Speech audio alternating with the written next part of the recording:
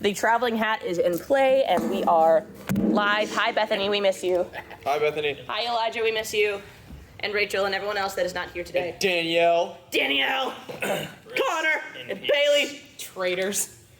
Justin, we miss you too. We We're miss the you, bitter Justin. ones here to, like, dump bitterness on you Since you're not as here. much as possible, You are in our hearts and on our minds, and but in a definitely very not bitter way. So, like, imagine nice feelings but bitter instead. bittersweet. No. Mostly just bitter. Yeah. I can taste it. It's coming to me. Tim does not represent us. To be clear, Tim is not speaking for all of us. You can't see it. He doesn't have the hat on. That's true. He's just speaking for the trees. That's true. I am the Lorax. I do speak for the trees. How does Bethany? That is true. So I guess I'm in charge today because Bethany and Danielle aren't here, and they usually officiate. And I think I you're can talk the now. only official author here, right? I don't think officiality matters. Yes, it does. Because, like, It'd be super official. How do you determine who's official? Well, it's not do you Gideon. like writing, and do you do it on purpose? It's usually not by accident. Oops, I accidentally wrote a book. Do I write because I have to do it for school, or do I write it because I love it? That sort of thing. I don't know. So for those of us who are participating, welcome. Authors? We got caught in traffic. I was the traffic was like awful. I knew I thought you All were coming. I was right, thinking I'll of Rachel. leave. Be so welcome. Wait, I'm Kayla. You know, you could never. Rachel's my sister. What's that? Yes. Just, Yes, I am sorry. just sit up. Okay. Hello, guys. Hi, dude. There is room on the couch because Gideon is apparently too cool for this. Gideon's I'll too scoot cool. close to I have a T-Rex. feeling I am going to just crack Thank you. jokes the I need entire that. time and just take the conversation. What? She's recording on This, that. yeah, don't Let's do that. not Just vocal don't- fry it. Or just leave. Thank you for coming, Gideon. Just see what I mean? For the record, I am now wearing the hat, The amount so I of do views. represent that. And we are still bitter. All right, actually, you just are welcome to wanted sit on the to- couch with Elias if you want. Gideon's not I'm coming. good. Okay. For the benefit of the radio, please use your name when you introduce yourself. Who are you, starting from dealer's left, and what are you working on right now? I am T-Ray. I am working on 4 theology books and a story for a Dungeons and Dragons campaign that I was dragged into and am enjoying a lot more than I thought I would. Those are all you're writing. Yeah. Yeah. Wow. That's What's the story about? It started out as a prince who was going to be crowned, but an assassination plot took out his father the night before he was going to be crowned, and he was kicked out of his kingdom under false pretenses, blamed for the assassination, and then spent 9 years in slavery trying to work his way back to his kingdom. This almost sounds like an Oath of Redemption paladin. Off the top of my head. You would think so. I would think so. That's all what happened before the story of the campaign happened. Cool, But cool. Earthbreaker? no, devotion. Yeah. No. So he's devoted to his kingdom. That's what keeps him going. I know. It was a paladin. It was Paladin. It was Paladin. You were right about that. I love just pulling that knowledge from the back of my brain pan. We're all nerds here. That's exactly. I call it nerd talk in shorthand. Yeah. All right. I thought it would be super. I mean, not that it isn't super nerdy, but I thought that it would just be like pure cringe, and I would get there with all of my buddies in our basement and just not be able to get into it. But it's actually been tons of fun to pretend to be a person who's cooler than me. So there you go. That's the entire point of Dungeons & Dragons. Just to be someone cooler than you actually are for a couple of days. Yeah. Like, yeah. They drive past the camp here, the cool police, and they just keep driving, right? Thank you, Gideon. Come join Goobers. us. Join us again. Goobers. There's actually space on I the was couch. told to leave. You told yourself to leave. I also told him to leave, They also told me. but you Where'd can you come back keep if you're those? gonna be good. Sorry, I'm sorry. Okay, am I done with my thing? You're welcome to be For down the here. record, we've been derailed by Rice Krispie treats. Yes, for the benefit of the radio. It's a trap. It's a trap. There's M&M's over here too. Just bring the whole bag over here. They're not just M&M's. Oh, it's Russian There's roulette. also Skittles in there. What? For the benefit of the radio, Eliza's brought us Russian roulette M&Ms that might also be Skittles. 40% Reese's M&M, Pieces. 40% Have you found the Skittle, Reese's and Pieces 20% Bean Boozled. They are 100% more pleasant than the Russian roulette No, jelly you beans gotta that have went it. down last night. True, true. I'm in That was- danger. That was an experiment That in existential dread. I brought this on purpose. Rattle Rattle Bag is next to the nightstand. Sweet. So it's not next to the recorder. Okay, Timberlake. who are you Alright. and what are you working on? I'm Tim. I am not officially an author. I'm not writing for theology books, sadly, or any other books currently. But I am in the developmental stage of hopefully putting together a comic book. That's so cool, dude. Nice. What kind of comic book are we talking? It is a private investigator in a small Louisiana town. Hey, yo. Detective series. Detective series, Nice. pirates, swamp pirates, Pirates. voodoo, the You whole have me deal. at pirates. So, Oh, that's Base this oh, on the my family his history. wife loved I did. This is the ad hoc history of T. Ray Huckabee and his descendants. I can already tell that Annika is actually your target audience because you said the word pirates. Yeah, well, I liked pirates before I liked her, so Aw. we both like pirates. Common bond. Yes. Yep. Marriage of dreams. Let's go. That's really cool. That is. I figured you and your big old bookshelves would be an excellent ad here. I'm glad Annika pushed you over. Now, when you're writing those, are you also drawing them? Or are you having somebody else draw? Well, I was gonna try and get somebody else to do it, but I've had a hard time finding someone who's willing to just buy in and take it. So I'll probably end up doing at least the rough drafts myself. So, but right now all I'm doing is figuring out the world building stuff and characters and making sure I have all the receipts. So. Nice. That's really cool, dude. That's really cool. But we'll see if it ever goes anywhere. But That's all we can ever say. yeah. It's like, I've been working on this for 12 years and it's still a pile of characters, but I love it. It brings me joy. Yeah. This is a real thing that's happening. Yep. Fair enough. Hi, I'm Elias. I don't write either. I've written one small book. Wait a second. That's You are a liar, sir. I don't write in general. I only wrote this one. It is a historical fiction. I called it Into Zululand. It was on the Anglo-Zulu War in 1879. That's cool. It is mostly historical writing. Like I just took all the facts, tried to take the books that I read and try to figure out which facts were true because there are a lot of contradicting stories about the war and the different battles and what facts about them. So I tried to compile that, adding my fictional characters in to follow along the storyline as best as I could. It wasn't that great. I don't even know where the book is right now. I have the draft copy somewhere in the house, I think. Otherwise, I don't really write. I'd like to write. I've got the draft of the American Revolution I'd like to do one day. I did book one kind of, but it's still mostly in historical facts versus the story. And otherwise right now I'm just kind of writing little thought out devotionals that I post on Facebook right now and with pictures. Whenever I go after work, I found a little nook by the lake. I go sit down. I sit by the water, watch the water, and then I just suddenly get filled with like all these inspirational thoughts, and I start writing down this couple paragraphs of like inspirational, devotional type stuff. So that's my thing. I don't really do a whole lot, but it's fun. The power of fresh water. Yes. Sit at the beach. I'm biased. I like fresh water. I have bottles of it. I've been daydreaming about creeks. all week. Creeks and maybe a nice lake. That would be There's a nice. little pond over there. Yeah, they got lots of turtles. There is a You can go feed the turtles. You missed the turtle race. Yeah, There was a whole turtle race. there's a turtle race. People There dropping turtles. people dropping turtles. One person dropped one turtle. No turtles were harmed in the making of. one turtle did I may miss have been harmed.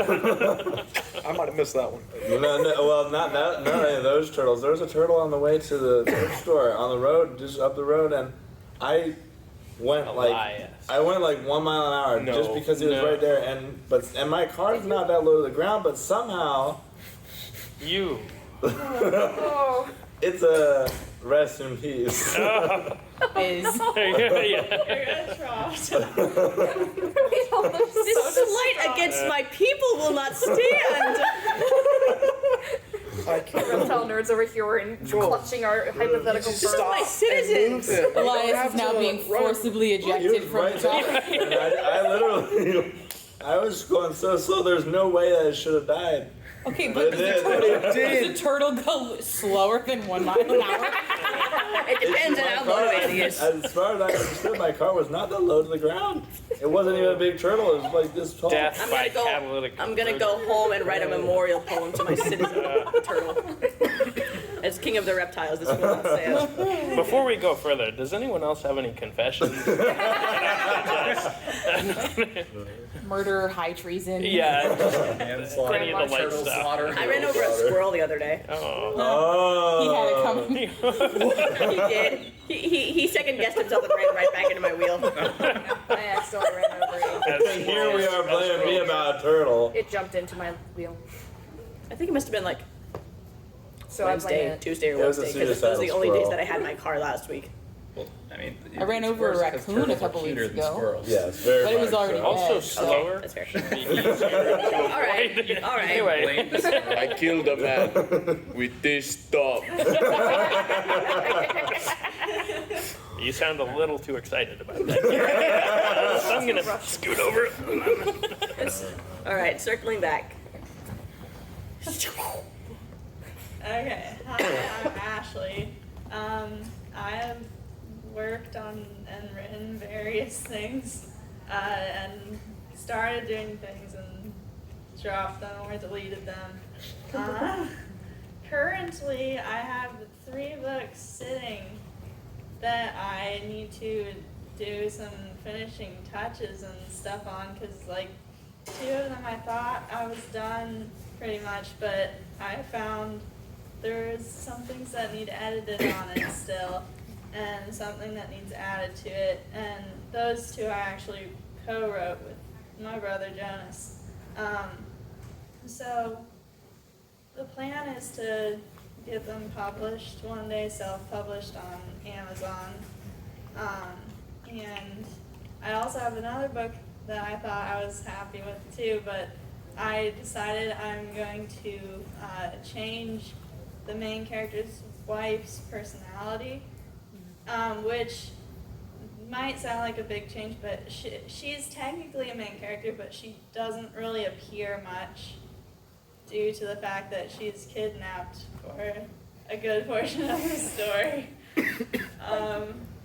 Yeah, otherwise I have other projects, other books sitting that I have like ideas for and started writing, and maybe they'll get finished one day. But yeah, I haven't been writing a whole lot the past few years, sadly, so.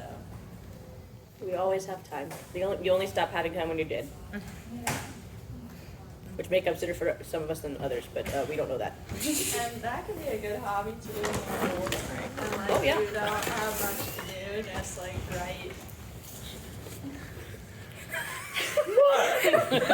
For the benefit of the radio, Elias just took an entire fistful out of the Russian roulette bag. And T-Ray is appalled. Just ate all 6 barrels. It was like, It's like you said, 6 times in Russian. it's a roulette. flavor cacophony here. she's like, Empty we're the getting- I haven't gotten one Skittle yet, to be fair. What? Not one. How many Skittles Why have you do you get guys just eat get? Skittles? There should be about 40% M&M's, 40% Skittles, and 20% Reese Pieces. In Maybe that someone bag. picked out the Skittles. Well, the handful I got had only one Skittle in it. I think You that that's know, Like a murderous cocktail. And the M&Ms. That's Maybe they were only chocolate flavor. Peanut butter and the No, I chocolate. mixed it up really well. Somebody just needs to make You made it? Yes! I brought it! trail mix and it's just I brought it various with types that of in full M&Ms. intention of getting everybody to never Peanut trust a bag of M&Ms, M&Ms again. Except for you, apparently. Man has no fear. No. Or scruples. I tried it out before I Moral brought it to see how it No is. It's not actually as bad as you'd think it is, but it is still not the most pleasant thing either. Okay, but chocolate should not have the texture of a Skittle. This is true. This is true. Moving on Did from we that interrupt you, crime Ashley? against humanity. no, I think I was finished. Kayla. Welcome back. My name's Kayla. I am I'm trying to write novels. I've most successfully written poems, and my current project that is brewing that I really want to develop is a poem that actually has a plot line. Usually I write so cool. descriptive poems, but I want this to have an actual plot. Basically, kind of like mixing a bunch of things into one allegory. So Like Skittles and M&Ms? hopefully not as poorly, but having the sun and the moon, the sun being a king and the moon being a queen, and so it's kind of reflecting Christ and his church and man and versus woman, or not versus, but man and woman as well. Dark And- justice. And there's All the genders right also there. right, but there's also conflict where there are wicked beings trying to devour the lights, to devour the moon or the sun. It's a metaphor. It's a metaphor, yes, but I think it could have a lot of fun paths. So. I like that. That's really cool. Has that been since you joined us last? Yeah, that's been really in cool. the past month or two. So. Awesome. We need more epic narrative poetry in the world. Hat. Oh. For the benefit of the radio, the hat is traveling. To Dave Filoni. No, I'm sorry. This is a different hat than it was last I bought it this week because my hat is at my sister's house. Why? I miss it. I left it there by accident. I was in a hurry to go to church and I left my hat. For the gonna say, further when you record, showed the up- hat does not stay on Ailey's head. You Ailey's feel free to brain travel the is hat too as big. whenever you're ready. My guess is it's also Too much hair. It's too big for you. It's definitely too big for me. Oh, no, it's No, just the Ailey hair. just has a lot of hair. Well, your last hat was also too small for me, so That's impressive. I have a fairly large noggin. yeah, that's what you said last time. You're just too big brained. It's true. My straw hat is big enough that when I put it on, it's snug, but my family, any family member that puts it on, it goes like to their eyebrows. How does it fit on Frasier heads? I haven't tried you guys yet. Actually, you guys had tried it a while back, but I can't remember what Rachel, I it think was. We Yeah, have like very that. large heads. So. That was Sizable- several years ago. Though, Lots of so sizable you guys noggins. were much more small. Much smaller. Big brain, literally. The council of big brain. I am proud to be a representative of the small head contingent. Small brain. Small brain, small head. This is like Harder to hit. a really bad train accident. There's just derailments everywhere. I keep trying to cue the next thing, and so it's keep talking. This is Poema. We're all sleep deprived. Speak for yourself. I had a really good sleep last night. All kinds of attitude. So. It was an accident. Hi, I'm Zeke. I write a fair amount of poetry. I like to write poetry within like arcs of stories and metaphors, in that I don't ever mean to, but I just I don't know. Sometimes I just come up with one particular metaphor, and then as time changes, I work the same metaphor around to reflect different things inside of kind of like a sequel. But I also enjoy writing some short stories. I'm currently working on one about bomber pilots during World War II. Oh, that's really cool. And essentially the last two groups of them who got wiped out from their original group trying to complete the mission against all odds. Nice. And I've never heard of a poem like that, and I'm incredibly intrigued. That one I'm not planning on writing as a poem. Oh. I don't know. Historical poetry has a lot of narratives like that, like the Charge of the Light Brigade. See, I just don't have. I've hardly read other poetry except for friends' poetry. That's stuff that people have written. So, I also have a 6-part book series that I have loved and cherished for over 10 years, and except for 2 a.m. lore dump fests with that one over there, I have not gotten a crazy amount of it down on paper yet. It's all just shared between the database of our brains. That's why you guys have big brains. Yes. You need to There's store it all. They're so full much of lore. So much lore. That's why their noggins are so big. They're full of lore. Lore and plot. You're not allowed to speak over here. You're not in the group. That is false. If we can allow Gideon to speak, we can allow Faith to speak. We cannot allow Gideon to speak. What about her? Is that the wife? Otherwise, it was I real like weird the from my angle. assumption that Gideon's speaking privileges are moving. Because you're pretty. For the benefit of the radio, Tim's wife just appeared outside of frame. An Ailey gag. Because Kelly wasn't here to do it for us. The benefit of the radio, the hat is now being passed unofficially.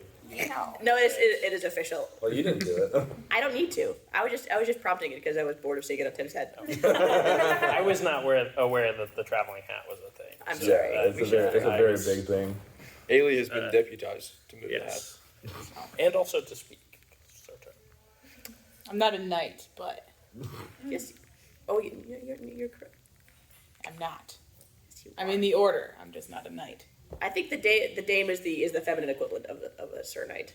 Well, yeah, but different Sir type. Dame Knight. Different dame. This is Dame Ailey. She is here as my emotional support knight.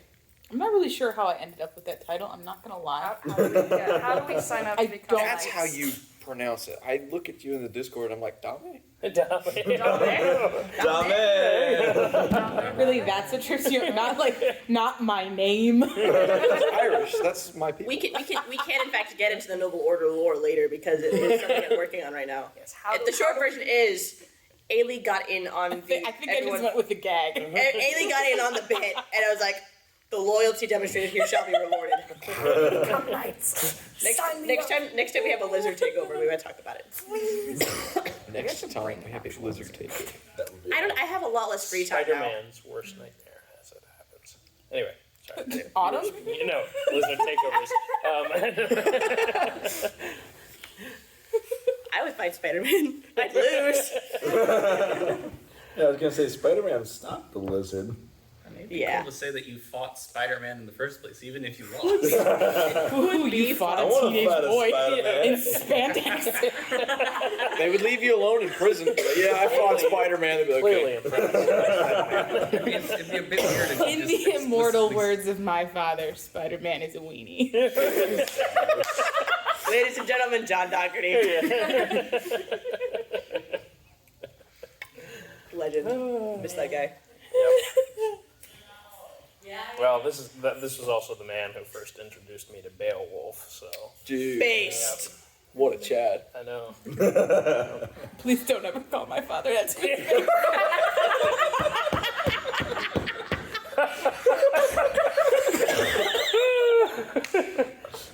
Or do. Or do and Get let on me camera. watch. He doesn't like being called Chad. How's he feel about Giga Chad? That title is reserved for one man only. Yeah, False. That is false. You know the videos they had of bombing at Hiroshima? I mean, I was have called a feeling stud that's yesterday. what that looked like. That's Close enough. That's how I felt about it, honestly. we should move on. These are the people you hang out with at Poiema. You're not going anymore. That is false. That is false. Everything's false. I don't know. There's some true things. There's some pretty significant true things out there. I heard of a true thing. Yeah. For example, a true thing is my name is Ailey. This is Ailey. Way to bring it back in. You My said specialty. I am Autumn's emotional support for this venture. I interrupted you. What were you saying? you don't write things, correct? Not per se. Like, I don't actively write things. I will write things when I'm struck with the fancy, but I don't go out. Fiction is not something that I go out wanting to write. I'm not one of those people who feels like they have a story to tell. I do a lot of reading in many genres. I read a lot of nonfiction. So I read a lot of history and biographies. But I don't do a lot of writing. You have opinions, though. Many. You love opinions. Maybe, unless they're idiots, but that's only a maybe. And what are writers without good critics to That's the thing. keep them in line? Beta readers are like the backbone of. I'm deliberate. alpha reading some stuff, and then, we one of the books that I'm alpha reading right now. We had a whole conversation on Hitler and the Hitler Youth in connection with what she's writing. That's Because I'd been reading about the White Rose in Munich during World War II, and talking about how you have the way to get to the next generation is through children. And so, this high fantasy story that I'm alpha reading, and then we're having a very intense conversation about something that happened, 80 years ago. It's happening today in a different capacity. Yes. But specifically with that, because it was such a intense way to start that off, because it's not like he came onto the scene the way that it ended with the war. It started off with the kind of things that we're seeing now with we were wronged, and let's see if we can get the kids involved in this. And then if you're reading that kind of history book, you can just see it ramping up, and you see all these kids just changing into the militant young men, young women that made that war possible and last so long. Ideology. Anyone we know we're working with currently? What? I'm Are sorry. you working with anyone we know currently? Yes, but I don't know that I'm allowed to say. Big secrets. Big secrets. We love those. I have a question. How do you get from beta reader to alpha reader? It's the rough draft. Okay. It's got to be trust, because You gotta go through the trials. draft 1 is dangerous. Yeah. So I haven't beta read any of her stuff before. She just said, "Hey, you read a lot. Can you read this?" And sure. Would you be interested in beta reading some nonfiction? Yeah, I love reading nonfiction. Good to know. Keep that information in our back pockets for the future. I don't know how good my feedback would be, but opinions I can offer. Hey, yo. We love that. You are good to pass the torch whenever you're ready. I got a Reese's Piece. Hey, yo. For the benefit of the radio, Janelle is holding the bag. Russian roulette. Of Russian roulette death. It's really bad if anybody has allergies. Oh, yeah. Whoa. It Yikes. really becomes Russian That's roulette. No one let Connor near the bag. Ah! I guess that is a good point. I never thought about that. Just put a sticker on the side. No Connor allowed. Might just- entice people. Connor just Danger, feels peanuts. singled out. He's the only guy I know with a peanut allergy. I never even thought about that. Yeah. Danger, peanuts. Yeah. A friend of mine with a peanut allergy wanted to know what Reese's cups tasted like. Oh, So yeah. he drove to the emergency room, parked in the parking lot, ate a Reese's cup, and stabbed himself with an EpiPen. Oh my goodness. Based. I failed the roulette. I got a lemon. Oh, I too am often seized with a fatal American need to have a pretty good time. Anyway, that's me passing the torch. Okay. I am Anthea, and I don't write with the intent of publishing. It's okay. But I try to write at least once, sometimes 2 or 3 times a week. Just even if it's just for like 20 or 30 minutes, just sit down and write something. Currently, the things I'm working on, I'm working on sort of a fantasy fiction about a kingdom that's being destroyed, and the king and queen sent their infant daughter to another world, but she didn't know that she was from that world or that her world was under attack. And then her parents are taken captive, and they send one of the servants to go find her and bring her back so she can save the kingdom. Reverse Isekai. nice. Nice. Love that. And then I'm also working on, this one's fiction, but it's based very closely on morals.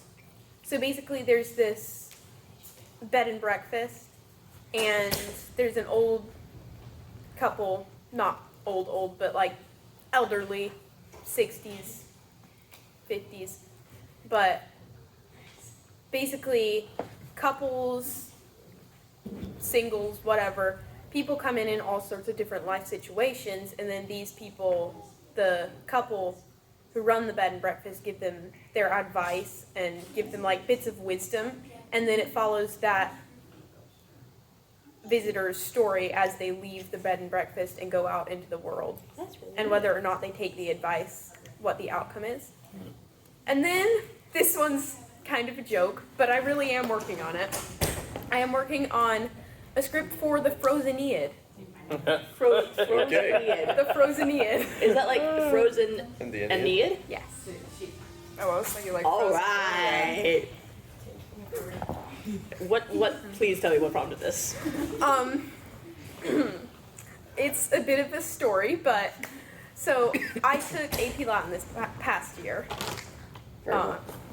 and it was a wonderful group of people, and we just had so much fun. But about 3 weeks into the class, we started noticing some similarities between Frozen and the Aeneid, and it just kept going the entire year. All of us being like, oh, see, that character is this character, and that character is this character. And so now it's morphed into kind of this. So I'm great. just imagining That the sounds ancient amazing. Greek version of "Hi, my name is Olaf," and I like "Comest and we shall embrace" or something. I I wonder don't what know. Let It Go and Greek would sound like. Well, the Aeneid's in Latin, Oh. so that would be libere. I'm not going to sing it right now. I was half I expecting have a to. recording on my phone of me singing it. I like how everyone has started off introducing themselves. I don't write, and then they tell us what the coolest thing in the entire world. This is true. Yeah, this one. I was gonna read the Aeneid this year, but I think it's gonna wait another year. This is also a Skittle. I feel no. That was the benefit that I didn't find out when I put them together. I'm like, except for the purple ones, they all look very similar in color. And so if you're not paying attention, you could very well grab it. I was hoping that people would grab handfuls and just like eat it, and then find out. Expect Okay. everyone to be as crazy as you. Well, You got your wish. The idea was that you would eat it without knowing, and then you'd find out later. Yeah, but a lot of people have been to Poiemauthors before and trust no one. Well, that's why I just said it there Clothespins, with random no animals in your backpack. I said it there traveling with cats, no fresh roulette, explanation, no chocolates. nothing. And I figured people would assume Whose some stuff towel was is this there. in my car? Whose sock is that on my desk? To T. Ray's point, I'd like to bring this back to bitterness. Since all you writers left us, You're left with the non-writers this year. That is false. I know. He's just really I just like bitter. to be bitter as much as possible. It's your first time when you started out being salty. Yes. I'm at the beach. What else can I be? Wait, I'm not entirely sure that's the kind of salty we're supposed to be, dog. Tim's We are called to be story. salty and lit, fam, but I'm not entirely sure that's the salty we're going for. Yeah, salt irritates. Go irritate somebody. Well, here we all are. Tim's story is a comedy. He goes to the beach, he's having a great time, pulled by the writers, and he's not a writer. He's going to go on to be a New York Times bestseller. Redemptive arc. That's fact check. For the benefit of the radio, the baby is walking across the room. We're all really happy to see her, and also now Cindy.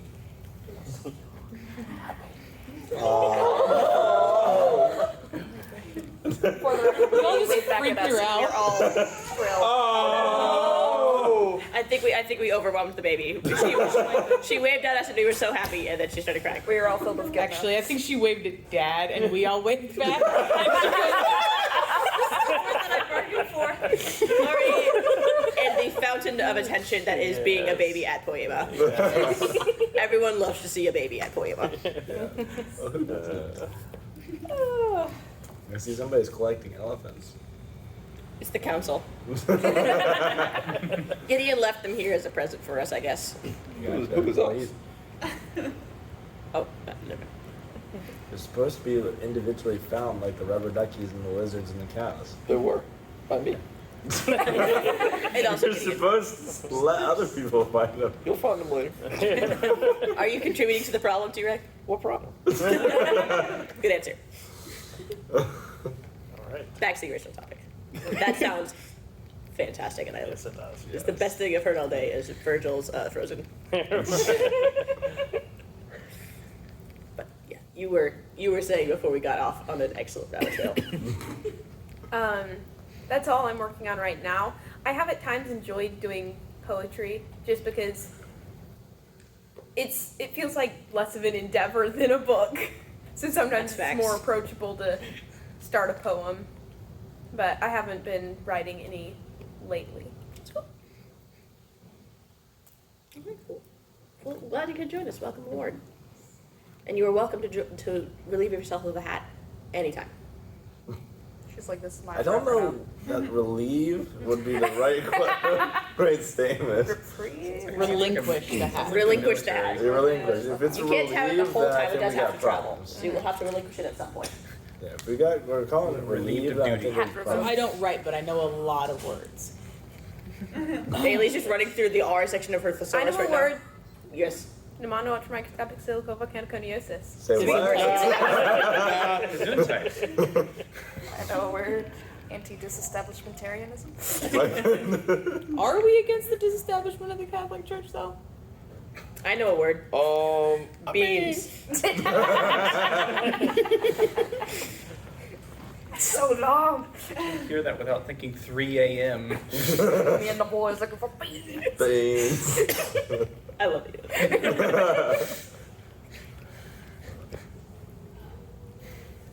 Anyway, so that's you. You are Janelle, correct? Oh, yes. Oh, yeah, my turn. Alright, I'm Janelle, and I've... For the benefit of the radio, the hat has been thrown across the room, and Elias has it now. That's very cool. Nevertheless. Anyways, I've done a fair bit of writing on and off. I haven't in a while, but most of the writing I've done is for my D&D campaign, and the D&D campaign that I've wanted to do and never probably will do, because I don't have the time. And then I've also done a fair bit of mediocre video game based poetry back when I was much younger, and even though they're a bit cringy, I still care. So. No labor is ever wasted. But yeah, I've done a fair bit of writing for my D&D campaign that to be fair, I've neglected it for a few years, but it's kind of based off of a almost Princess Bride-esque thing where this it was essentially me at 14 taking all of just all of the things I like and just shoving them into a campaign together. Little to my siblings' knowledge. It's called like Into the Shadowfell, and it's where these people accidentally anger what they didn't realize was like a demigod in the D&D campaign realm, and so in order to teach them a lesson, they send them to the Shadow Realm, which is kind of like the it's a lot cooler than I'm explaining it. No, I love the phrase Shadow Realm is so loaded. I'm already excited for this. Yeah, and they get transported into this just kind of strange Underdark-esque world where everything is just kind of not how it seems, and it's just weird, funky, odd adventure with a lot of strange things. And also there was a cult of not beef. I'd read that book. It's Arby's. Can I join this cult? Sorry, no, it was the cult of radishes that later turned into the beef cult. There were two factions that came together in the campaign. Delusion. The whole thing is, the characters are supposed to try and figure their way back to the Feywild to escape the Shadowfell, but they get into many shenanigans. I'm about to send this kid to the Shadow Realm. With the draw for. Yeah. That's pretty excellent. That's pretty excellent. As you said, Shadow Realm. That is what it's called in the D&D thing. Although, sorry, in a little bit more of a thing on that. My favorite thing about the campaign, though, is that every session starts off with, and the whole thing is, it's actually being written by one of my other D&D characters, who is this insane warlock who has fun bending reality, essentially, and so he basically kidnapped his warlock patron to read him a bedtime story. And he is writing the story up as he goes along, and so every single session starts off with a conversation between the two of them, just being like, what are you doing, That's very Princess Bride coded, Yeah. and I love it. Yeah. It's just, Where were we? Oh yes, in the pit of despair. and everything just starts off with like a silly conversation between them. And originally, Zargon is trying his best, being like, "How dare you kidnap me? Get me out immediately! Or I'm going to kill you afterwards." And he's like, as the thing progresses, he gets more and more invested, and he's just pretending that he hates it. And now he's just like, "Okay, can you stop your crazed ramblings for a second? I would like to find out what happens next." 1001 Nights. Yeah, Fantasy coded. but yeah. Indeed. So where do we go from here? Oh dear. The books. This is important. Do you? Yes, of course. My name is Autumn. We are here as of, was it 2 weeks ago when I was writing with Danielle? I think I am 50,000 words and change into the second draft of my contemporary coming-of-age manuscript. I've got a high fantasy on the back burner. I've got a lower fantasy on the back burner. I am working far more slowly on a novella-ish, expanding like a lunatic on the lore for the Noble Order that got founded accidentally on purpose a couple years ago and is still going in its various configurations. What was that? Somebody died in the other room. Either that or a door just spoiled really badly. Somebody got Someone killed was by a door. Killed by a creaking door. So, I don't like the silence that there is now from that corner of the building. codename Domestic Violence Draft 2 is... I'm beating my head against a wall with it right now because Act 3, 4, something like that is not cooperating, but I told Danielle I'll have it done by Christmas, so I can hope to have it done by Christmas, and then I can finish the affectionate parenthetical Noble Order Vela, which is just making up weird lore about real people, but imagining them as fantasy characters. I love playing or taking casted characters like maybe my classmates, being like, how would we all behave in like if we were all in a plane and crash landed on an island? How would everyone act? Literally, this That all started because I was sitting to ask myself, what would happen if the real life people who I fake/real knighted were actual fantasy characters, and then I was doing character sketches, and I was doing like what would that story look like, and then I was writing a novella, and Millie will kill me if I don't finish it, or else fix me with her steely gimlet eye and be incredibly disappointed. So you created the D&D campaign for the Poiema group.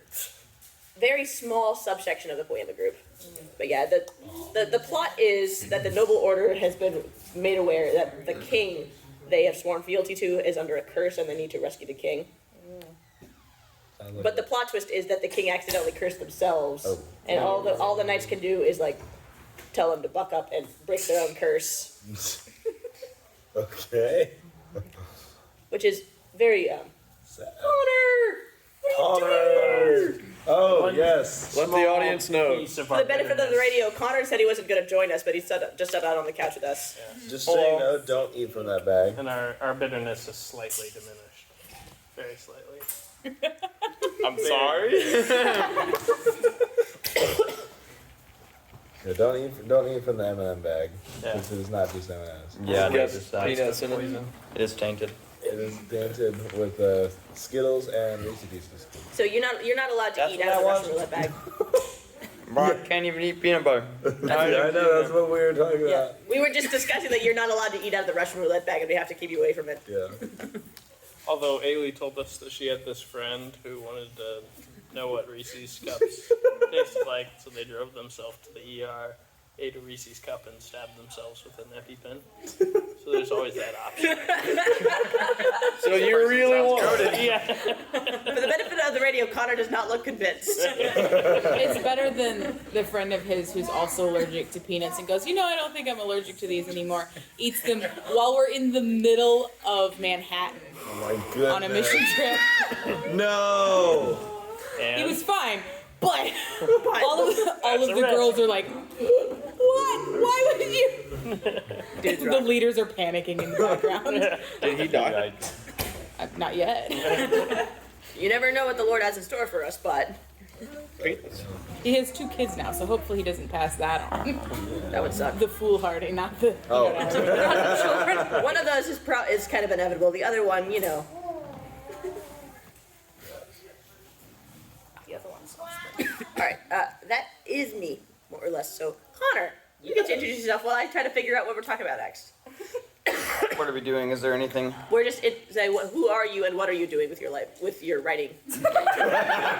With your life is a very different question. My name's Connor. I have an exciting life. I go down to Amazon once or twice now. I only write poetry, and I write whatever I feel like. So, It's pretty rad. Pretty rad. such as. I like to write about people. I write about myself. I write about God's character. And I write about random things I see. No love poetry yet? I also write. For the sake of the radio, the speaker has turned somewhat pink. It's not just sunburn. The pink demon, shall we say. Sunburn is just a disguise. Shut up, Father. No way to speak to your elders, son. No, I've seen your poems on the group chat, and I've always thought they were really good. Plus, the poem that you did for the talent show last night was incredibly good. I loved the way you painted the picture for us before even telling the story, and that helped with the visual. That one doesn't make sense if I just read it. Yeah, it doesn't a whole lot, but once you just told us that, I could picture every detail. It was awesome. Thank you. It's like the legend at the beginning of the poem. You get the title, you get the legend, and then you get the actual text. Yeah. That was pretty cool. Maybe I'll work that into the poem so I don't have to do that whenever I put it in a book form. There you But go. Yeah. But then also, like, sometimes the legend is kind of a part of the poem, even if it's not, like, part of the poem text. yes. And I mean, like, in the songs you'll have, like, written by David fleeing from Absalom, Yes. Yeah. you know? But, like, you don't get it from the text that he's fleeing from his son. You just get, oh, David has been accosted by the enemy and something's going wrong. But you get that legend of he is fleeing from his son who has just betrayed him. And it, like, takes on, like, 4 more layers of meaning. You fling from Which me. is really cool. Big down. For the record, that one was heavily inspired by Robert Frost. He has a very similar one. It made me. Robert Snowden. Funny enough, it made me think of the disc golf course we played yesterday, day before. Say again? It made me think of the disc golf course we played the day before yesterday. Mm. Why wasn't I invited? Yeah, it was a. It was very cool. None of us wanted to go dune hiking, Nice. which was we're like, let's just go play disc golf while everyone else is crawling 2 miles through the sand dunes. I wish I had learned that there was disc golf available rather than traversing, having a real life experience of Dune.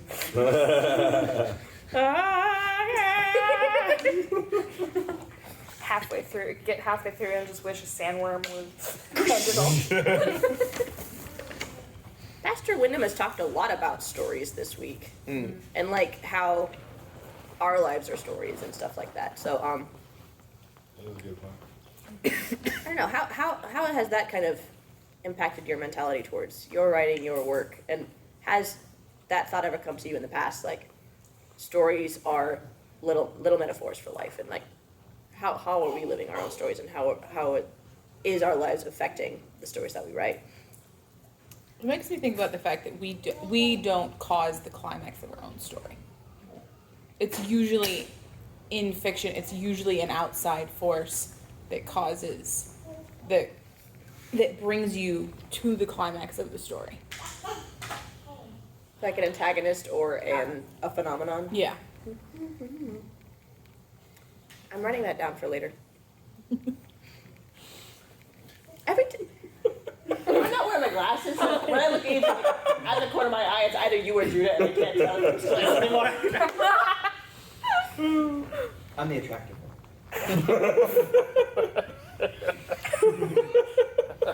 Bold move, Skipper. Outside the plane. Settle down, little guy.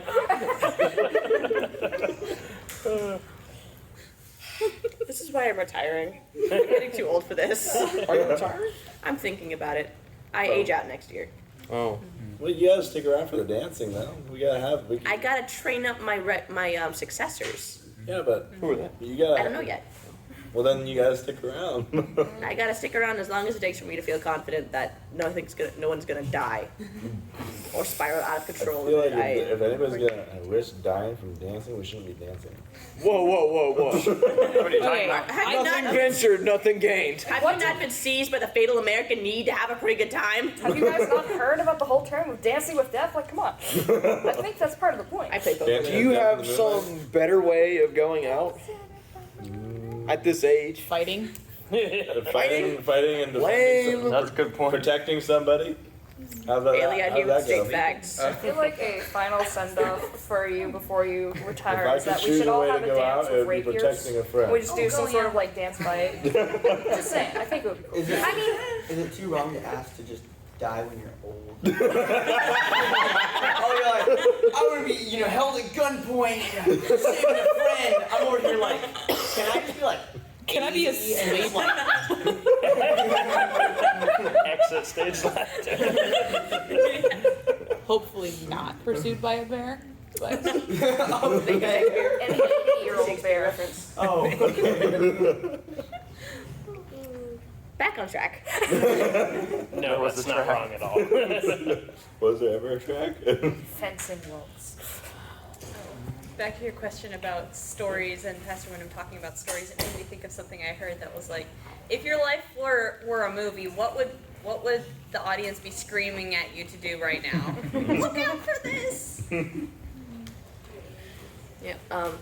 There's one of the books that actually really informed my life as an author is Don Miller's A Million Miles in a Thousand Years, which it's a memoir about basically what he learned while one of his books was being adapted into a movie.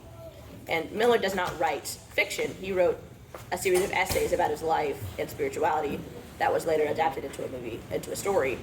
And he learned a lot about how interesting his life wasn't by it being adapted into a screenplay. And so he was reflecting over this book about how people don't always live good stories and how the mentality of I need to live a good story can sometimes basically turn your life around and make it mean something, make it worth something. And that is something that Lawrence was talking about today was, are we living good stories? What do we have stories? Which is like, I've been thinking about Miller a lot this week because Pastor Lawrence said story on the first day. I was like, oh, I am an author listening to a writer talk. This is very fun. Probably the most fun I've had since I forgot everything that Pastor Susie said when he was visiting. So didn't you want to invite Pastor Wyndham to this? I think he knew what was happening. He was here for the announcements. Yeah, he was here for the announcement. But he has pastor things to do, I think. Yes. He has a meeting with the Philippines team today. Oh, nice. So he'll be sending us a report from Manio, I believe. But he has a meeting. One application from Pastor Wyndham's talks that I thought about was how he was talking about how with the Psalms, to not sing them kind of denies them their very purpose. And it made me think about how in writing it is overall best to have a purpose for your writing. Oh yeah. And it creates a better vision overall. And this idea of what you're ultimately trying to do with your story. What purpose do you have when you take pen up? So how specific does a purpose have to be? Well, welcome anyway. Like, because obviously the man's chief end is to glorify God and to enjoy Him forever. Like, are we talking more specific of a purpose with writing, or more broad like that? Well, like For me, the nonfiction stuff, like theology stuff, is I get this particular question a lot, and people have said, you should write a book about this.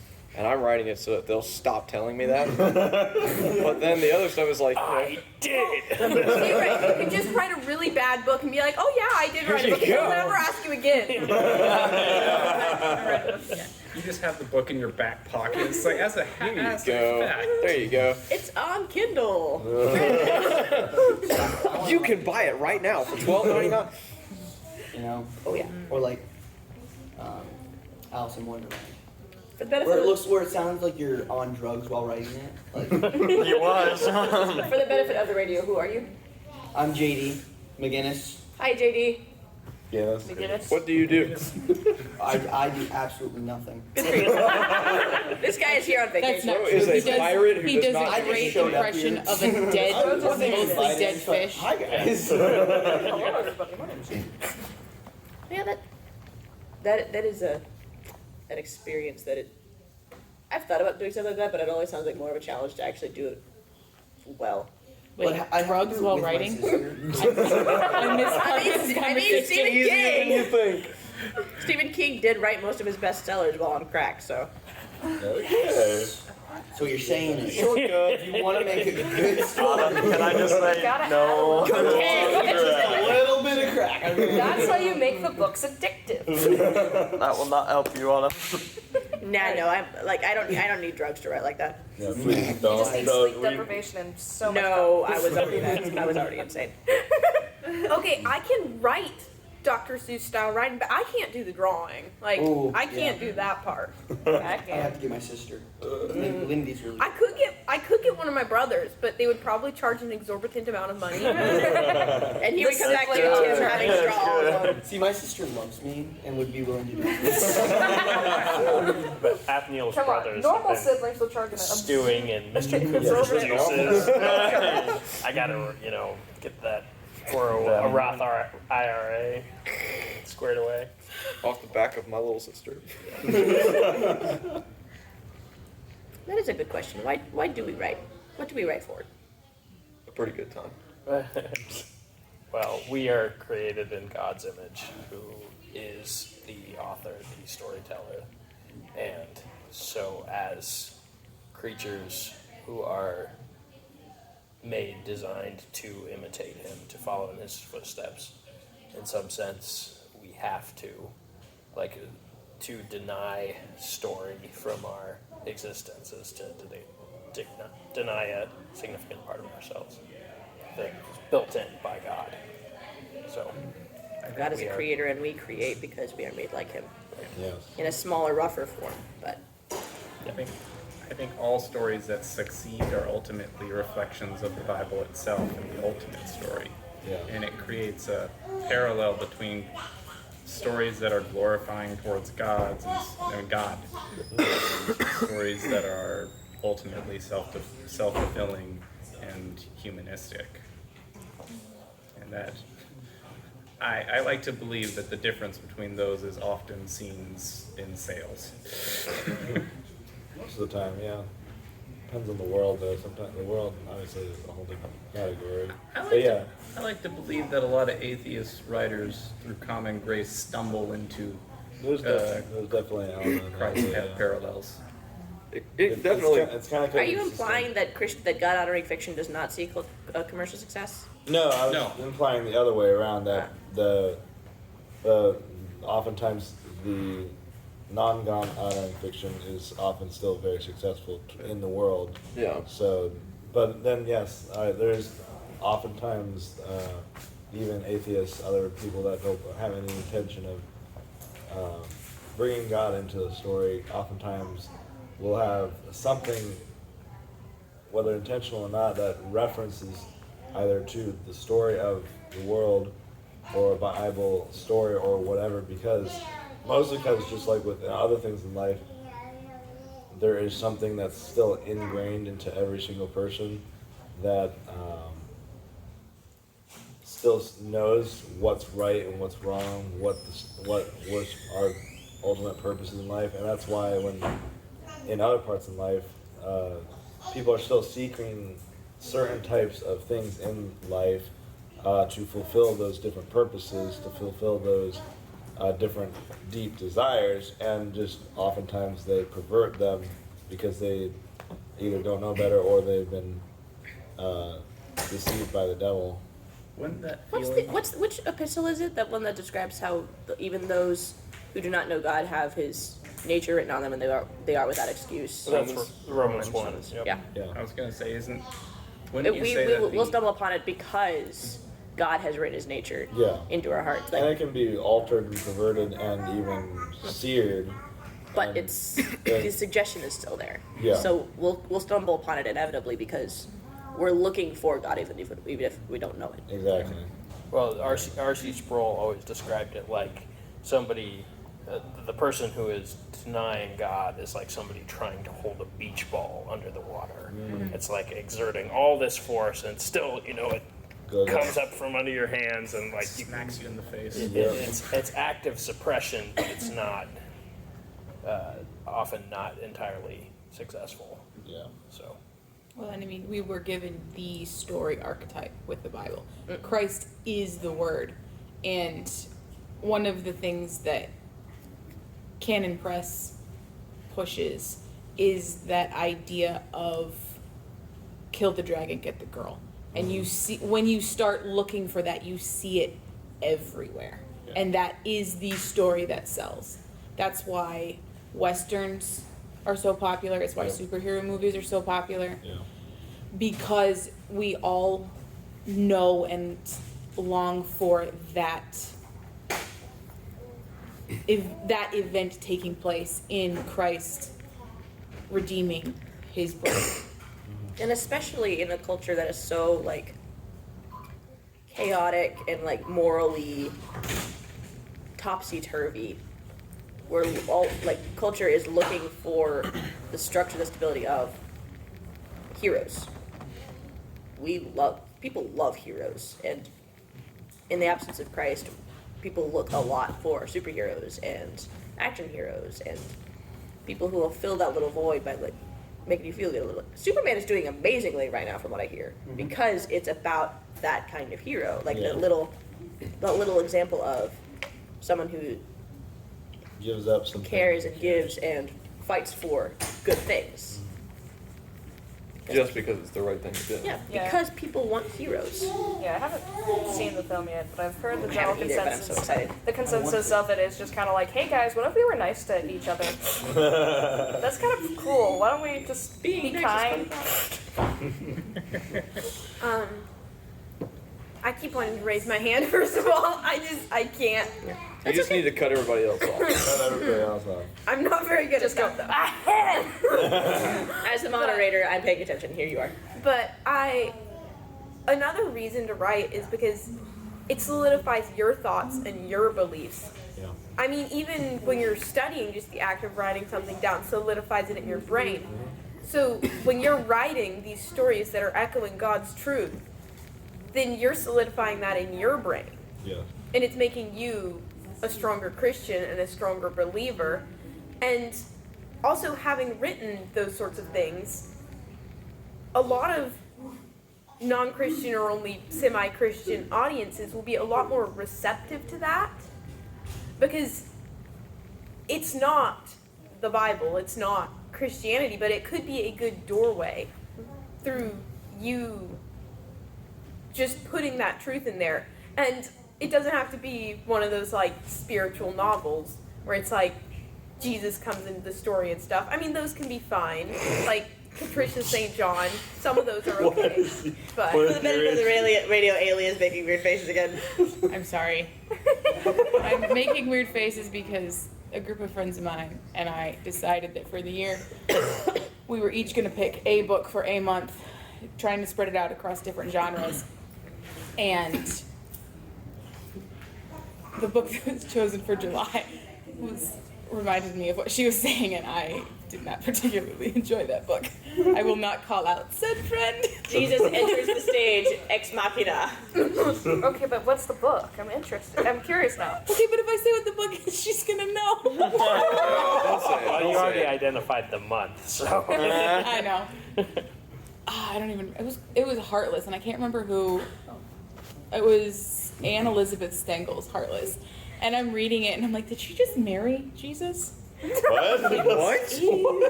Oh, dear. Now, keeping in mind Poorly veiled that fanfic. this is me, this is what my brain went. Just like while reading it, so I may have completely misread it. I don't think I misread it, but it was odd. So, Yeah. author self-insert marries Jesus? No, Thinly veiled fanfic. it was strange. And again, it is one of her, the girl who suggested it is one of her favorite books, and I can respect that from her perspective, and I haven't actually talked to her on what her opinions are on it. But it was a bit of a record scratch moment when it got to that. So we see where you're Okay. coming from, I guess. But yeah, like, there's a difference between someone could write like a Tolkien fanfic, or they could write inspired by Tolkien. And I think the general population, even non-Christians, would be much more receptive to a inspired by Jesus book rather than a Jesus fanfic. Yeah.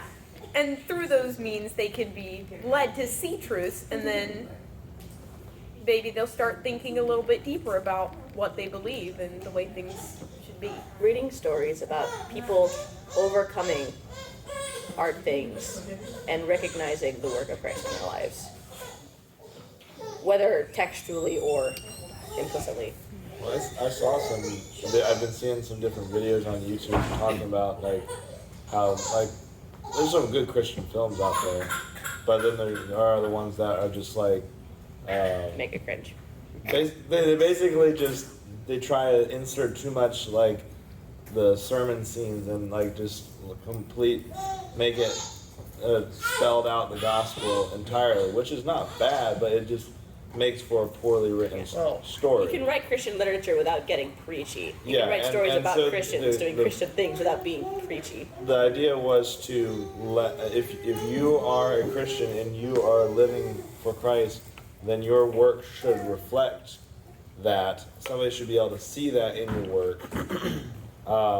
It doesn't have to be like the characters pray every 2 sentences or something like that, or they always have the right Bible verse at the right time and stuff like that. But you should still be able to see it in the story, the expression of Christ, the expression of a God-fearing characters, or the principles of the Bible, and those should be able to come out without being just.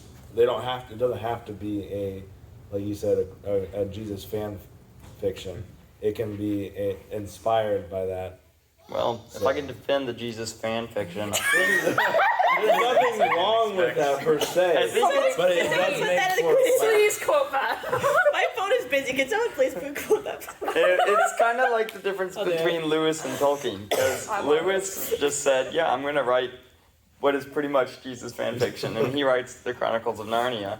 And Tolkien sees that and he says, this is way too obvious. What the heck are you doing, Lewis? And he writes Lord of the Rings. And which one is better? I like... Ooh, that's an excellent question. Drum roll. Professor Tolkien did not claim to write anything metaphorical or allegorical. He was informed by Catholicism and by World War I and by the death of agrarianism in England. Yes, but the books are purposefully not worldly books. They're Christian stories. Yeah, Professor Tolkien was a Christian writing from a Christian worldview. His theology came out his fingertips. I just started reading The Lord of the Rings for the first time. Hey, I just yo. finished the first book. I'm about to get the next. I'm doing audiobooks while doing construction and stuff. That's pretty cool. You're in for a good But time. I Which really narrator did you enjoyed get? the first book already, and so I haven't even seen the movies. Nice. Let's go. It's This impressive. In this day and age. An experience. Which Everyone narrator? wants to know which narrator. Which narrator? Which narrator? Who's reading it? Is it an old guy, or is it like a really? Or is he really good at different voices? So I know that there's the one that does it was Gollum, the actor for Gollum, who Andy did Serkis. that. I know, I don't think it was that one. Okay. But that's probably the one I'm going to do for the next one because somebody said that was one of the best. Like, Yeah, Person and I've, who I've heard Andy Serkis is a really good narrator. The Two Towers is my favorite, so have fun with that one. Like, Fellowship has a bit of a slow start, but Two Towers is. I think Two it's Towers really is cool great. to see how he really makes just the world come to life. Like, as you're reading it, it really feels like you're a part of the story. You actually can physically see the locations that they're at. I think it's really cool. Someone described Professor Tolkien's prose as like, if like a nice little romance is like lettuce, the lettuce of prose is like light and crunchy. Professor Tolkien is like getting hit with a produce truck. Dense and powerful. He does such a good job of writing an ancient world that you feel like has been there for decades. Bro had a background in epic poetry, and it shows. And the languages. I think there are as many Tolkien rip-offs as there are cheesy Christian fan fictions. I think the point is you can write a genuinely honest Christian book that may be allegorical, or it might just be like, this is an honest reflection of how a Christian lives their life. And I think you can do that well. I think it is possible to do that well, and probably most people don't. Yeah. As someone who's writing a story whose main character does not on screen become a Christian, I am convicted that, well, I don't know if convicted is the right word. I am determined to find the way to tell a Christian story around someone who is experiencing what it is to not live as a Christian. And then the Christian hope of redemption in that. Like, he goes through, he does wrong, he lives sinfully, he suffers those consequences, and he's given the opportunity to repent, and his repentance is what saves him. And that, without him ever becoming a Christian on screen, without most of the characters ever, like, acknowledging the existence of God, that is a Christian story. God be merciful to me. It's like the sin, consequence, turn from your ways and do better. With the gospel, it would be sin, repent, turn from your ways, turn to God. And that is the off-screen end of that story. But this is the template by which we live, and we can offer it to people who don't believe in God and say, this is a better option. Yeah. And hopefully it can be read by more than just people who already know Christ and be resonant. That was the other part of that coin with the movies. Like, it should be able to show more than just all the people who already have it perfectly right, and then maybe learn one or two minor lessons. But if it's just like just like everybody has all the answers and figures it out really easily, and just everybody says all the right things, doesn't have the same story power. For real. I remember listening to a video where a guy was talking about Christian fiction versus just general fiction, and he was talking about how he was personally converted because he saw the Christ-like attributes of the main character in Hacksaw Ridge. I haven't seen Hacksaw Ridge. I really want to. I've heard that that was one of the examples that the videos I was watching gave as a good story. That's not a Christian story, but it has that kind of principles about it, that it teaches those lessons in the right way, in a Christian way, without ever having to mention anything about the Bible or Christian. I hate to use this aggressive terminology for what are good-meaning Christians when it comes to writing, but it's very important not to make unbelievers feel like a mark. Yeah. Yeah. Like a mark. Another story. Like the bad guy, like making them out to be complete bad guys. Like understanding that there's a changing process for them too. We have a responsibility to have compassion for those who are dead. Yeah. And, like those who we can reach out to and give them hope for life. A story very similar is Unbroken, talking about somebody who went through concentration camp. This is based off a true story. He actually wrote the book. And after World War II, after he was released from the concentration camp, there's a second book that talks about how when he came to Christ, like how he came to Christ afterwards, which is a really good story. That's pretty cool. I have a question for you guys who write fiction in worlds that are different from our world. I've read a little bit of Christian fiction. Not growing up as a Christian, I just didn't read much of it, so it was just non-Christian fiction. It was like, Harry Potter. You can relinquish the hat whenever you want. You can relinquish the hat whenever you want. I'm admiring it. I want one. Super wings, $25. Yeah. Is that where you got it? At a place with no wings. It is the traveling hat. Normal wing. Have you worn it already? Haven't you? I have. Who hasn't worn the hat? Ashley. Yay! Yay! You dropped the hat! I did. As you were saying to your world building. Yeah. So like I've read like fiction, non-Christian fiction, and for them to not mention anything about Christianity makes sense. I mean, it's logically consistent in my head.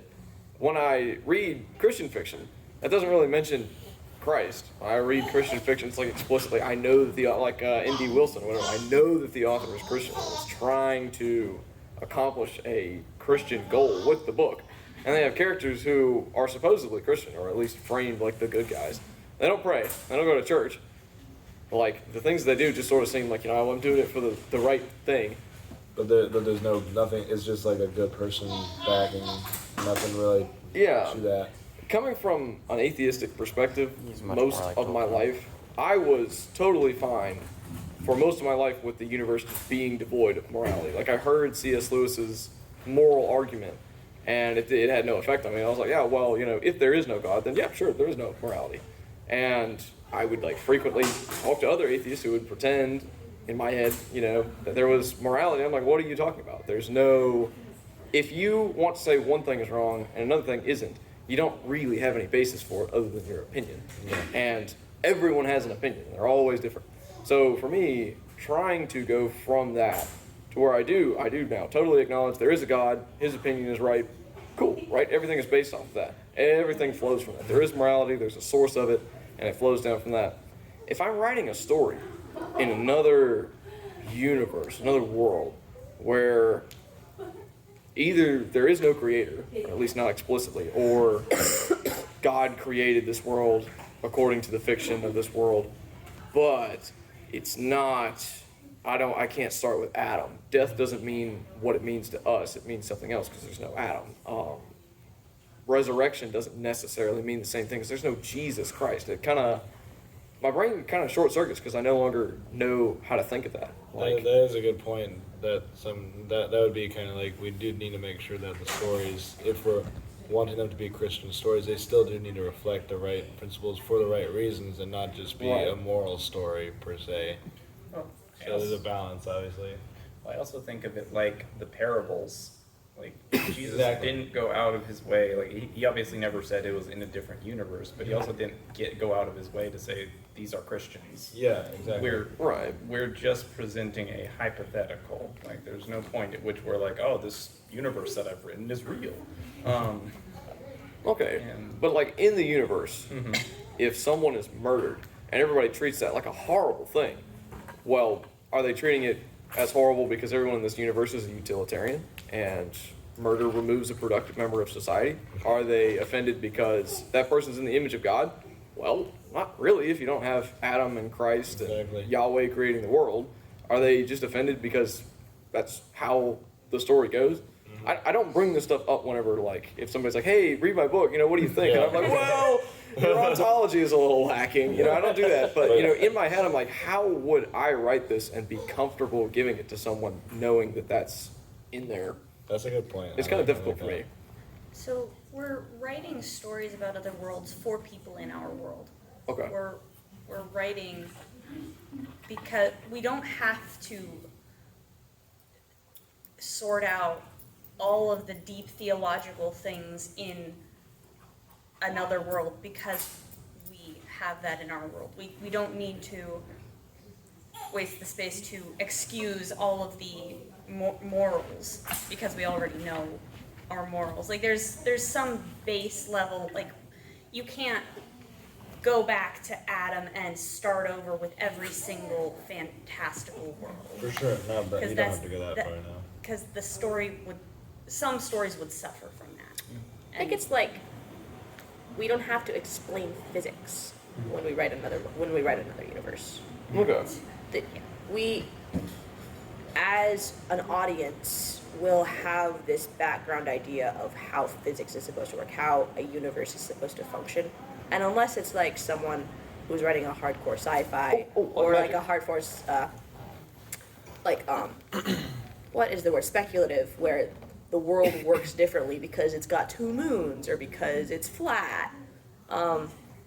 We understand the practical, not the practical, but the bones of how a universe is supposed to work. Gravity works like this. Atmospheres work like that. God are the fundamentals of any existing. And I do like to write with the mentality that God does exist in whatever world I'm writing with. I can't assert that I'm doing very well at that at all. But I like to assume when I'm writing that this is a universe where gravity exists, oxygen exists, and God is. And that we as an audience, what's the word? We suspend some disbelief when there's things like, oh, this guy has a machine that turns gravity off. Yeah. But as a rule, we understand how these things work because we have them in our world and we can superimpose them onto this that suggests that there is some level of reality that is shared between us and this fictional world. Right. Like magic, where, if you've got somebody who casts a spell or something, you don't go like, what, that breaks all the laws of physics, I can't believe this. Yeah, there's a little suspension of disbelief because this is fantastical. This is not us, but there are some fundamentals that we don't need to explain that gravity works.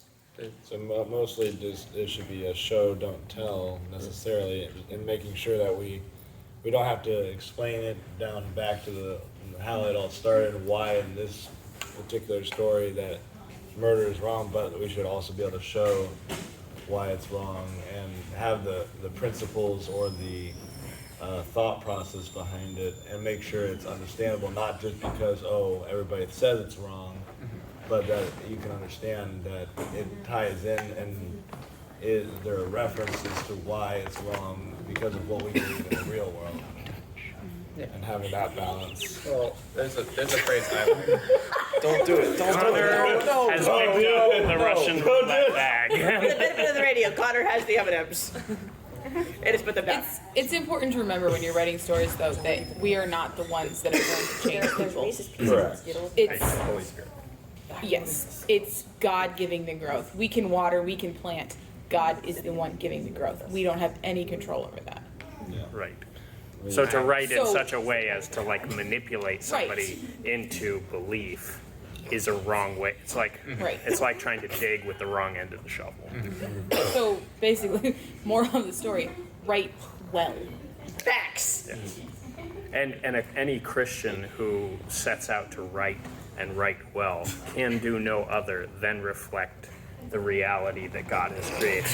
So if in your story murder is okay, right, and stealing is not bad, well, what you've done is you've created a wicked world that is telling lies about reality. Your whatever creation you're working on must reflect the law of God. There's a phrase I like, is that every story is a shadowed mirror that reflects our own world. Exactly. And that, what was it? We've got to, in my opinion, we've got to write with these assumptions in our brain, because that feeling and knowledge of, oh, murder is wrong, is the assumption that we have as Christians, that is the Holy Spirit working through us, and that the Holy Spirit works through others, and that will help them, or the Holy Spirit will help them. So I think it's very important to write with those assumptions in your storytelling, even if you don't have to explicitly state it. I would also like to make some space. Like, I think one of the things that causes issues with Christians writing fiction is this need, and we've kind of been bouncing around it a little bit here, but this feeling like, I'm going to write this to try and evangelize to people, so I'm going to have to really disguise the Christianity and whatever. I say that's garbage, fly the flag. Yeah. Right? If it's going to come out of you, let it come out of you. You don't have to necessarily force it. What is into in the you? gospel. What is in your heart will be what comes out of your mouth. Yeah. Right. You don't have to necessarily spew the whole gospel onto the text, but if you want to say something that makes it clear that this is a Christian story, then and you want to say it. Then. Would that look different from Tolkien or Lewis? No, I think that's what they were doing. I think Professor Tolkien's might not have ever used the phrase Jesus Christ, but his story reflected the nature of Jesus Christ. And if you've read things like the Silmarillion or any of that, you know, like, this is soaked in his Catholic heritage. His what they call the Valar, the big ones. Right. They're not the gods of that universe. They are made by something bigger than them, and I think that bigger than them is important to acknowledge It's the too. same thing with Lewis and the Space Trilogy or Narnia. Yeah, a space book? Yes, Yeah. they're excellent. Yeah, I'm not very much. Parallel I don't know a whole lot about his work other than You got Narnia and like some of his theological books. What's that? I did not know he did anything like that. Are you trying to pass the hat? Yes. The traveling hat must cross. All right, guys. I'm gonna have to take off. Yeah. Thanks for. Yes. Bye, Tim. Farewell. It's like Thank you for your Not input, bad. sir. See you all later. Yes, sir. Good night, Tim. Good night. Good Bye. night. Good night, Tim. Sweet dreams. Good night, Uncle Tim. Good night. I was so tempted to do a skit last night that was just trying to explain the family tree. Sometimes people will It would like make work. reference to that in the Poiemauthors Discord, and I'm like having to do a double take. I'm like, they're related? Oh no. So yeah, that's a whole thing I'll spiel when I'm not on tape, because I don't want to put my phone battery into that. But, As my closing statement, since we've got dancing stuff to go get ready for, and I need a nap. so that's more important. Nap before dancing. If the chief end of man is to glorify God and enjoy Him forever, that means that we in everything, including writing, you have to have that in as your goal. Are you writing because you want people to read what you've written so that you can be famous in your time, or have a legacy so that you're famous, 100 years from now? Or are you writing because that is the gift that God has given you and how you can glorify Him? And do you enjoy doing it? And to bounce off that, and something you were saying the other day, to do well the things God has given us because God gave them to us and because we love God is an act of worship. To present our bodies a living sacrifice because that is what God gave us is an act of worship before God. And so to use the gifts God has given us in forms of words, in forms of stories, to write them well and to write them to reflect a reality that God has already given us, that is to glorify God. So, that's all. Anyone else? I would like to insert a shameless plug. Yes. For a book. Excellent. Written by my friend Gigi. Okay. It's called Echoes of Honor, and it's an ancient Roman time travel. You can buy it on Amazon. Elijah, put a link in the YouTube description. We miss you, Elijah. There's another Elijah. Please come back, Elijah. Please come back, Elijah. He's at a wedding. He did. He's going to a wedding. We have 1, 2, 3, 5, 6 Poiemauthors at a wedding this weekend. A Poema wedding, no less. Yeah. Poema wedding. Men's Yeah. Discord, and I Not made in my myself. The chat, chances and of they're like, getting oh, it's vibes another with Kim are Elijah. low, but never do. Like, no, and I'm pretty close. I'm the Greek version, but still, I'm not Elijah. But apparently, there were a lot more Elijahs than I thought. Close enough. Yeah. Could At least someone not- name their kid Poema? No, it's not allowed. You can't do it. Definitely don't do that. It would be kind of cringe, actually. That would be seriously messed up by the time Then they can got have a to Poema wedding. Yeah, that's not. Yeah, that would just be awful. Anthea, you can name your first kid Poema. How about that? If you want to do that, you go. I do right know a ahead. girl named Good luck trying Poem, to convince your husband. which is so an good. evolution of the word poema. Yeah, I mean, it's So is just a it Greek poem? I thought word. about that Poem is descended from poem because linguistically. it's something you've written down. It is a work of art. Yeah. It is a workmanship. I did not know that. So Fun fact. what's wrong with naming your kid workmanship? That's perfect. You can There's name them nothing that. inherently That's wrong it's with very naming it would be a very child. millennial of you. I was going. Well, my name's Anthea. That's a Greek word. It's literally. Yeah, but we already directed- have this as an event, Right. and if we Naming call your it after child- the event, we're gonna be. So you can't name your child the same name as any event in the world. Yes. I mean, No, if I you named my kid Bonnaroo. but if you Again, start, this is giving off the same energy but if as, you like, start going to said event, children, we're gonna have Constance. I Charity. think that's good. I mean, all My the dad wanted to Bible name a names. son Perseverance Fred. that would be as bad as Charity name. Witness not I love that. doing that. For would short, be, it would be perforated. doing,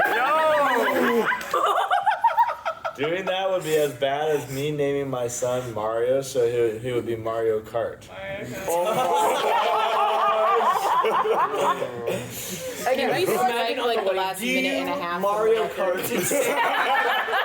Miss David. Yes, we're not stuff like that. So You just funny. it's not wrong, but we just don't do it. I heard a story on the internet once of a kid who's went by Tim, and their spouse did not learn until their wedding that Tim was not short for Timothy, but for Optimus Prime. Okay, that's a cool name though. Elias is looking for Nintendo to sponsor his child's baby shower. Facts. That or your baby gets sued immediately upon birth. For defamation. Instead of generational wealth, it's generational debt. Hey, yo. What did you do wrong? Anyone else? Nothing. My closing statement is that my favorite Bible fan fiction is Dante's Inferno. Thank you. Facts. Thanks.